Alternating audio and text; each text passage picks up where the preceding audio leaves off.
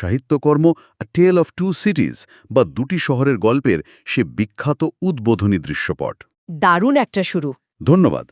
আমাদের আজকের এই বিশেষ বিশ্লেষণে আমরা সরাসরি প্রবেশ করব ফরাসি বিপ্লবের সেই রক্তস্নাত পটভূমিতে। মানে আমরা বোঝার চেষ্টা করব আশা, চরম ভোগান্তি আর মানুষের অবিশ্বাস্য আত্মত্যাগের মনস্তত্ত্ব আসলে কিভাবে কাজ করে। এই যে আপনি উদ্বোধনী বৈপরীত্যের কথা বললেন না, এর ভেতরেই কিন্তু পুরো মানব সমাজের একটা মনস্তাত্ত্বিক ক্যানভাস লুকিয়ে আছে। আচ্ছা, কিভাবে? ডিকেন্স যখন সর্বশ্রেষ্ঠ আর নিকৃষ্ট সময়ের কথা এক নিঃশ্বাসে বলেন, তিনি আসলে কোনো নির্দিষ্ট সময়কালকে নয়, বরং এমন এক সমাজ ব্যবস্থাকে কাঠগড়ায় দাঁড় করান যা চরম অসাম্যের ওপর দাঁড়িয়ে থাকে। বুঝতে পারছি। মানে একটা সমাজ যখন তার সহ্য ক্ষমতার একেবারে শেষ প্রান্তে পৌঁছে যায়, তখন সেখানে আলো এবং অন্ধকার উভয়ই তাদের সবচেয়ে চরম রূপ ধারণ করে, আর ঠিক এই চরম অবস্থাতেই মানুষের আসল চরিত্রটা বেরিয়ে আসে। আচ্ছা, বিষয়টা একটু ভেঙে দেখা যাক। গল্পের শুরুতে আমরা এমন একজনকে পাই যিনি এই নিকৃষ্ট সময়ের একজন চূড়ান্ত ভুক্তভোগী, ডক্টর আলেকজান্ডার ম্যানেট। হ্যাঁ, ডক্টর ম্যানেট। ফরাসি জেলের সবচেয়ে কুখ্যাত কারাগার বাস্তিলের অন্ধকার প্রকোষ্ঠে দীর্ঘ 18টি বছর তিনি বন্দী ছিলেন। 18 বছর! আমি আসলে এই কারাবাসকে অনেকটা জ্যান্ত কবর বা একটা অন্ধকার টাইম ক্যাপসুলের সাথে তুলনা করতে চাই। টাইম ক্যাপসুল, দারুণ একটা তুলনা। হ্যাঁ, মানে বাইরের পৃথিবীতে ঋতু বদলাচ্ছে, সাম্রাজ্য উঠছে পড়ছে, কিন্তু এই মানুষটার কাছে সময় যেন একদম থমকে আছে। কিন্তু জানেন তো, এখানে শুধু সময়ের থমকে থাকার বিষয়টাই কিন্তু একমাত্র ট্র্যাজেডি নয়। তাই নাকি? তাহলে আর কি? দীর্ঘ 18 বছরের একাকিত্ব আর মানসিক নিপীড়ন কিভাবে একজন মানুষের পরিচয়কে পুরোপুরি মুছে ফেলে, ডক্টর ম্যানেট তার সবচেয়ে বড় প্রমাণ। যখন তাকে উদ্ধার করা হলো, তখন তিনি আর কোনো ডাক্তার বা বাবা ছিলেন না। তিনি তার নিজের নাম পর্যন্ত ভুলে গিয়েছিলেন। বাপরে! নিজের নামটাও? হ্যাঁ, নিজেকে তিনি পরিচয় দিতেন তার সেলের নম্বর দিয়ে, 105 নর্থ টাওয়ার। বাঁচার তাগিদে, বা বলা ভালো নিজের মস্তিষ্ককে পুরোপুরি পাগল হয়ে যাওয়ার হাত থেকে বাঁচানোর জন্য, তিনি জুতো তৈরির একটা যান্ত্রিক কাজে নিজেকে আটকে ফেলেছিলেন। এটা তো চরম মানসিক ধ্বংস। একটা মানুষের স্মৃতি, সত্তার আত্মপরিচয় পুরোপুরি শূন্য হয়ে যাওয়া। ঠিক বলেছেন।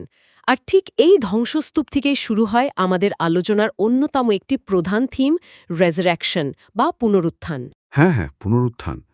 যখন তাকে লন্ডনে নিয়ে আসা হয় এবং তার মেয়ে লুসি ম্যানেটের সাথে তার দেখা হয়। একদম। কিন্তু খেয়াল করবেন, এই পুনরুত্থান কিন্তু কোনো জাদুকরী উপায়ে ঘটে না। এই প্রথম আমরা দেখি যে একটা ধ্বংস হয়ে যাওয়া মনকে ভালোবাসার মাধ্যমে কিভাবে তিল তিল করে আবার জোড়া লাগানো যায়। লুসির স্পর্শ, তার গলার স্বর, এগুলোই ডক্টর ম্যানেটের কাছে সেই জ্যান্ত কবর থেকে বেরিয়ে আসার একমাত্র সুতো হিসেবে কাজ করে, তাই তো? ঠিক তাই। তবে এই পুনরুত্থানের মনস্তাত্ত্বিক দিকটা খুবই সূক্ষ্ম। ডাক্তার ম্যানেট শারীরিকভাবে মুক্ত হলেও তার মস্তিষ্ক কিন্তু পুরোপুরি মুক্ত হয়নি। মানে তিনি আবার আগের অবস্থায় ফিরে যেতেন? হ্যাঁ, সামান্য মানসিক চাপ পড়লেই তিনি আবার সেই জুতো তৈরির যান্ত্রিক ঘোরে ফিরে যান, যেন বাস্তিল কারাগারের ওই অন্ধকার সেলটা তার মাথার ভেতরেই রয়ে গেছে। ডিকেন্স এখানে দেখাচ্ছেন যে ট্রমা বা মানসিক আঘাত কোনো সুইচ নয় যে চাইলেই বন্ধ করা যায়। দারুণ বলেছেন। দ্বিতীয়বার বেঁচে ওঠার সুযোগ পেলেও অতীত সারা জীবন মানুষের ঘাড়ে নিঃশ্বাস ফেলে। আর ঠিক এই অতীতের ঘাড়ে নিঃশ্বাস ফেলার বিষয়টা আমাকে গল্পের সবচেয়ে কৌতুকোদ্দীপক চরিত্রগুলোর দিকে টেনে নিয়ে যায়। আপনি চার্লস ডার্নে এবং সিডনি কার্টেনের কথা বলছেন তো? একদম। লুসি ম্যানেট পরবর্তীতে চার্লস ডার্নে নামের এক ফরাসি যুবককে বিয়ে করেন। ডার্নে মানুষ হিসেবে অত্যন্ত ভালো, দয়ালু এবং সৎ। কিন্তু তার একটা অন্ধকার অতীত আছে। হ্যাঁ, সে ফ্রান্সে তার আসল পরিচয় লুকিয়ে ইংল্যান্ডে এক সাধারণ জীবনযাপন করছে। ফ্রান্সে সে আসলে অত্যন্ত নিষ্ঠুর এবং ক্ষমতাধর এভোরেমন্ট পরিবারের একজন সদস্য। এই পরিবারের নিষ্ঠুরতার একটা দৃশ্য উপন্যাসে আছে, যা শুনলে একেবারে গায়ে কাটা দিয়ে ওঠে। আপনি নিশ্চয়ই মার্কুইস সেন্ট এভরেমন্ডের সেই ঘোড়ার গাড়ির দৃশ্যটার কথা বলছেন। ঠিক ধরেছেন। ডার্নের চাচা মার্কুইস সেন্ট এভরেমন্ট তার ঘোড়ার গাড়ি নিয়ে প্যারিসের রাস্তা দিয়ে প্রচণ্ড গতিতে ছুটে যাচ্ছিলেন। রাস্তার পাশে থাকা এক গরিব কৃষকের ছোট বাচ্চা সেই গাড়ির চাকায় পিষ্ট হয়ে মারা যায়। ভয়ঙ্কর একটা দৃশ্য। হ্যাঁ, কিন্তু সবচেয়ে ভয়ঙ্কর ব্যাপার হলো ওই অভিজাত মার্কুইজ গাড়ি থেকে নেমে বাচ্চাটার জন্য কোনো অনুশোচনা তো প্রকাশ করেইনি, উল্টো সে বিরক্ত হয়ে মৃত বাচ্চাটার বাবার দিকে একটা স্বর্ণমুদ্রা ছুঁড়ে দেয়। যেন ওই বাচ্চাটার জীবনের দাম স্রেফ একটা কয়েন। ঠিক তাই। আর তার ঘোড়ার গাড়ির একটু সময় নষ্ট হওয়াটাই তার কাছে সবচেয়ে বড় বিরক্তির কারণ। এই চরম অমানবিকতা থেকেই ডার্নে পালিয়ে আসতে চেয়েছিল। ডার্নের মনস্তত্ত্বটা কিন্তু এখানে খুব পরিষ্কার। সে তার পরিবারের এই পৈশাচিক উত্তরাধিকারের বোঝা আর বইতে পারছিল না। সে তার উপাধি, সম্পত্তি সবকিছু ত্যাগ করে কেবল নিজের বিবেকের কাছে পরিষ্কার থাকতে চেয়েছিল। সে তার অতীত থেকে পালিয়ে বাঁচার একটা নিরন্তর সংগ্রাম করছে। একদম।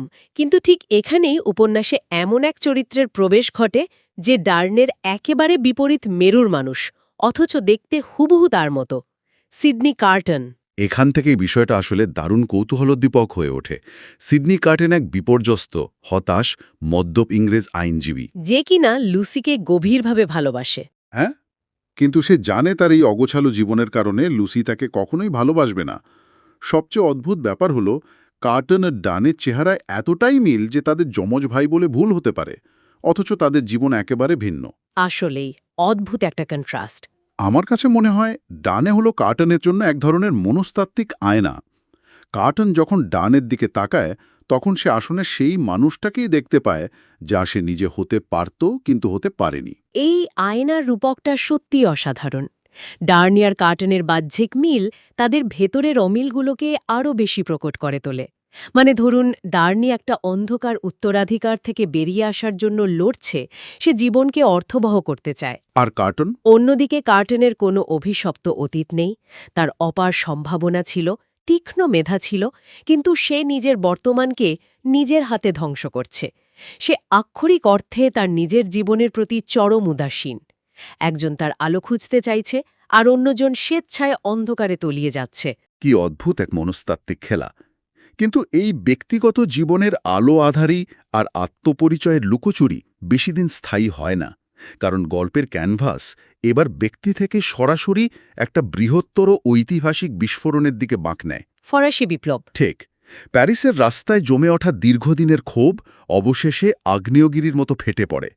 সেন্ট অ্যান্টোয়ান এলাকার সেই বিখ্যাত দৃশ্যটার কথা চিন্তা করুন, যেখানে রাস্তায় মদের পিপে ভেঙে পড়ে যায়। হ্যাঁ, ফরাসি বিপ্লবের পেছনের কারণ এবং জনতার মনস্তত্ত্ব বোঝার জন্য ওই দৃশ্যটার চেয়ে নিখুঁত আর কিচ্ছু হতে পারে না। রাস্তায় মদের পিপে ভেঙে যাওয়ার সাথে সাথে ওই এলাকার শত শত ক্ষুধার্ত কঙ্কালসার মানুষ রাস্তার কাদার ধুলোমাখা সেই মদ হাতের তালুতে করে বাটির মতো বানিয়ে চাটতে শুরু করে। তাদের তৃষ্ণা এতটাই চরম ছিল। হ্যাঁ, তারা মাটি থেকে কাদা মেশানো মদ চেটে খাচ্ছে, আর সেই ভিড়ের মাঝখান থেকে একজন ওই কাদা মেশানো লাল মদ আঙ্গুলে মাখিয়ে দেওয়ালে বড় বড় করে একটা শব্দ লিখে দেয়, ব্লাড বা রক্ত। এটা কেবল আর মদের তৃষ্ণা ছিল না, এটা ছিল আসন্ন রক্তের তৃষ্ণার পূর্বাভাস। একদম ঠিক। আমরা যদি একটু বড় পরিসরে চিন্তা করি, এই দৃশ্যটা আমাদের শেখায় যে বিপ্লব কখনো শূন্য থেকে সৃষ্টি হয় না। শতাব্দীর পর শতাব্দী ধরে ওই মার্কুইস সেন্ট এভ্রেমেনরা সাধারণ মানুষের ওপর যে অকথ্য নির্যাতন চালিয়েছে, তাদের পশুর চেয়েও অধম মনে করেছে, সেই সিস্টেমটাই ধীরে ধীরে এই বিপ্লবের বীজ বপন করেছে। মানে যখন মানুষকে প্রজন্মের পর প্রজন্ম ধরে পশুর মতো আচরণ করা হয়। ঠিক তাই। যখন তাদের কাছ থেকে তাদের শেষ সম্বলটুকু কেড়ে নেওয়া হয়, তখন তাদের ভেতরের মানবতা বা সহমর্মিতা বলে আর কোনো কিছু অবশিষ্ট থাকে না। তারা তখন কেবল একটা ভাষায় বোঝে, সহিংসতা। আর এই সহিংসতার সবচেয়ে বড় প্রতীক হয়ে ওঠে গিলোটিন আর মাদাম দেফার্জ নামে চরিত্রটি। এই বিপ্লবীদের অন্যতম নেত্রী সবসময় বসে বসে উল বুনতেন। কিন্তু তিনি তো কোনো সাধারণ সোয়েটার বা কাপড় বুনতেন না, তাই না? একদমই না। ওই উলের সেলাইয়ের ভেতরে তিনি আসলে সাংকেতিকভাবে সেই সব অভিজাতদের নাম গেঁথে রাখতেন বিপ্লবের পর যাদের গিলোটিনে চড়ানো হবে। মানে এই উল বোনার কাজটা যেন একটা যান্ত্রিক নির্মম নিয়তির মতো, যা কোনোভাবেই থামানো যায় না। মাদাম দেফার্জ আসলে সেই পুঞ্জীভূত ক্ষোভ এবং স্মৃতিশক্তির চূড়ান্ত রূপ, যা কখনো কাউকে ক্ষমা করতে জানে না। এখানে আমাদের আলোচনা সবচেয়ে গুরুত্বপূর্ণ দার্শনিক দ্বন্দ্বটা সামনে চলে আসে। প্রতিশোধ বনাম ন্যায় বিচার। হ্যাঁ, এই জায়গাটা খুব ইন্টারেস্টিং। বিপ্লবের শুরুটা কিন্তু হয়েছিল ন্যায়ের দাবিতে, সমতার আশায়। কিন্তু দীর্ঘদিনের চাপা ক্ষোভ যখন ক্ষমতা হাতে পায় তখন তা অন্ধ প্রতিহিংসায় রূপ নেয়। যারা একসময় নির্যাতিত ছিল তারা নিজেরাই নতুন অত্যাচারীতে পরিণত হয়। কিন্তু এখানেই আমি একটু পুশব্যাক করতে চাই, মানে একটা জোরালো প্রশ্ন তুলতে চাই। হ্যাঁ, বলুন। ডার্নে ফ্রান্সে ফিরে যায় তার এক পুরনো কর্মচারীকে বিপ্লবীদের হাত থেকে বাঁচানোর জন্য, কিন্তু ফ্রান্সে পা রাখা মাত্রই তাকে গ্রেফতার করা হয় এবং গিলোটিনে মৃত্যুদণ্ডের আদেশ দেওয়া হয়। কেন? কারণ তার পারিবারিক নাম এভরেমন্ড। ঠিক। কিন্তু ডার্নে তো নিজে কোনো অপরাধ করেনি। সে তো মার্কুইসের সেই নিষ্ঠুরতাকে ঘৃণা করে নিজের পরিবার, নিজের পরিচয় সব ত্যাগ করেছিল। তাহলে একটা ব্যক্তি মানুষ হিসেবে তার ভালোত্ব বা সততার কি কোনো দাম নেই? এটাই তো ট্র্যাজেডি। কেবল একটা নির্দিষ্ট বংশে জন্ম নেওয়ার কারণে তাকে হত্যা করাটা কি কোনোভাবেই ন্যায়বিচার হতে পারে? নাকি বিপ্লবের নামে এটা স্রেফ আরেক ধরনের প্রাতিষ্ঠানিক নিষ্ঠুরতা? আপনার এই ক্ষোভটা একেবারে যৌক্তিক এবং এটাই ডিকেন্সের মূল বক্তব্য। যখন জনতার ক্ষোভ একবার উন্মত্ততার পর্যায়ে চলে যায় তখন ব্যক্তি মানুষের আর কোনো অস্তিত্ব থাকে না। মানে তারা শুধু প্রতীকটাই দেখে। একদম। একটা উন্মত্ত জনতার মনস্তত্ত্ব কখনোই যুক্তি বা সততার বিচার করে না, তারা কেবল প্রতীক খোঁজে। ডার্নে তাদের কাছে কোনো ব্যক্তি ছিল না, সে ছিল ওই অত্যাচারী বংশের একটা প্রতীক। গিলোটিনের ব্লেড যখন নিচে নেমে আসে তখন সে দেখে না কার গলায় সে পড়ছে, সে শুধু দেখে একটা অভিজাত ঘাড়। ভয়াবহ একটা ব্যাপার। বৃহত্তর দৃষ্টিকোণ থেকে দেখলে বিপ্লব তার ন্যায় বিচারের পথ হারিয়ে কেবল রক্তের নেশায় মেতে উঠেছিল। এটা ন্যায়ের নামে এক অন্ধ প্রতিশোধ ছাড়া আর কিচ্ছু ছিল না। এই উন্মত্ততার মাঝেই গল্প তার চূড়ান্ত ক্লাইম্যাক্সে এসে পৌঁছায়। একদিকে গিলোটিনের অপেক্ষামান ব্লেড আর অন্যদিকে মৃত্যুর প্রহর গুনতে থাকা ডার্নে।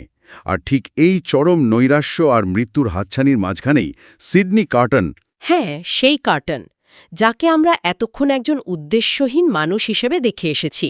ঠিক, সে এক অভাবনীয় সিদ্ধান্ত নিয়ে ফেলে। কার্টন গোপনে জেলে প্রবেশ করে, ডার্নেকে ওষুধ দিয়ে অজ্ঞান করে এবং তাদের পোশাক অদলাবদলি করে। যেহেতু তারা দেখতে হুবহু একরকম, কার্টন ডার্নেকে জেলের বাইরে পাচার করে দেয় এবং ডার্নের জায়গায় নিজে গিলোটিনে সেলে গিয়ে বসে থাকে।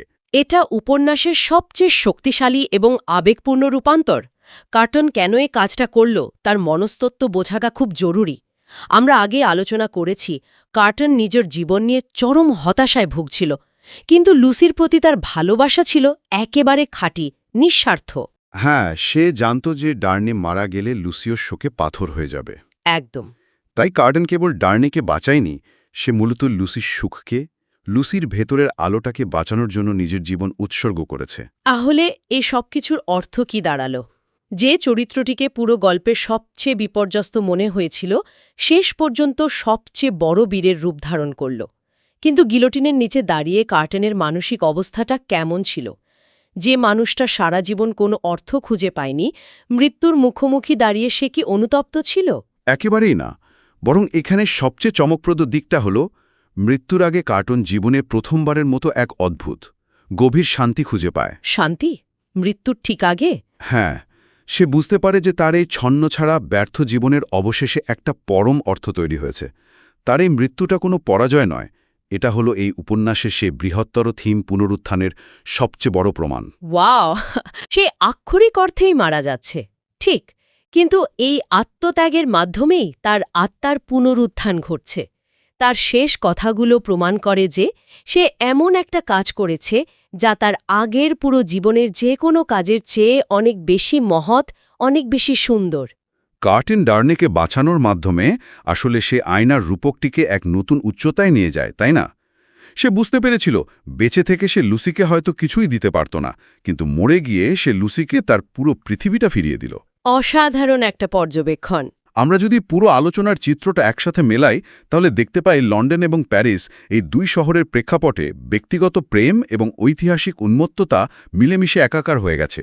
আমরা দেখলাম কিভাবে সামাজিক অসাম্য থেকে মানুষের পশুর মতো আচরণ একটা রক্তাক্ত বিপ্লবের জন্ম দেয়, কিভাবে ন্যায়বিচারের দাবি ধীরে ধীরে অন্ধ প্রতিহিংসার কারখানায় পরিণত হয়। হ্যাঁ, এবং আমরা এটাও দেখলাম যে মানুষের ভেতরের পশুত্ব যখন চরম আকার ধারণ করে, যখন চারপাশের পুরো সমাজটা একটা মৃত্যুপুরীতে পরিণত হয়, ঠিক তখনই আবার মানুষের ভেতরের সবচেয়ে পবিত্র এবং নিঃস্বার্থ রূপটাও প্রকাশ পেতে পারে। একদম ঠিক। ডিকেন্স ইতিহাস এবং সাহিত্যের এই যুগলবন্দির মাধ্যমে আমাদের এটাই দেখিয়েছেন যে বাইরের দুনিয়া যতই অন্ধকারে ডুবে যাক না কেন, মানুষের আত্মার ভেতরে এমন এক শক্তি থাকে যা আত্মত্যাগের মাধ্যমে সেই অন্ধকারকে জয় করতে পারে। ইতিহাস আমাদের শুধু ঘটনা, সাল বা যুদ্ধের কথা জানায়, কিন্তু সাহিত্য সেই ঐতিহাসিক ঘটনাবলীর ভেতরে থাকা মানুষের আত্মার কথা বলে, তাদের গোপন ভয়ের কথা বলে, তাদের নিঃস্বার্থ প্রেমের কথা বলে। কার্টনের আত্মত্যাগ আমাদের মনে করিয়ে দেয় যে নিকৃষ্টতম সময়ের বুকেও সর্বশ্রেষ্ঠ মানবতা লুকিয়ে থাকতে পারে। হ্যাঁ, এটা সত্যি একটা বড় শিক্ষা। তবে আমাদের আজকের এই আলোচনার শেষে এসে একটা ভাবনা খুব স্বাভাবিকভাবেই মনে উকি দেয়। সিডনি কার্টন তার এই মহান আত্মত্যাগের মাধ্যমে হয়তো ডার্নে ও লুসিটে গিলোটিনের হাত থেকে বাঁচিয়ে নিরাপদে লন্ডনে পাঠিয়ে দিতে পেরেছে। কিন্তু যে ফরাসি বিপ্লব অন্ধ প্রতিশোধের নেশায় মত্ত হয়ে উঠেছিল, গিলোটিনের ব্লেড যেভাবে প্রতিদিন হাজার হাজার মানুষের রক্তপান করছিল, কার্টনের এই বলিদান কি সেই বৃহত্তর সমাজের রক্তপাত বা প্রতিহিংস চক্রকে আদৌ ভাঙতে পেরেছিল? দারুণ একটা প্রশ্ন। নাকি এটা কেবল জ্বলতে থাকা এক পৃথিবীতে একটা নির্দিষ্ট পরিবারের অস্থায়ী বেঁচে ফেরা, আর বাইরের সেই উন্মত্ত সমাজটা একইভাবে তার ধ্বংসের দিকেই এগিয়ে যাচ্ছিল? এটা ভেবে দেখার দায়িত্ব আপনাদের কাছেই ছেড়ে দিলাম। এতক্ষণ সাথে থাকার জন্য ধন্যবাদ।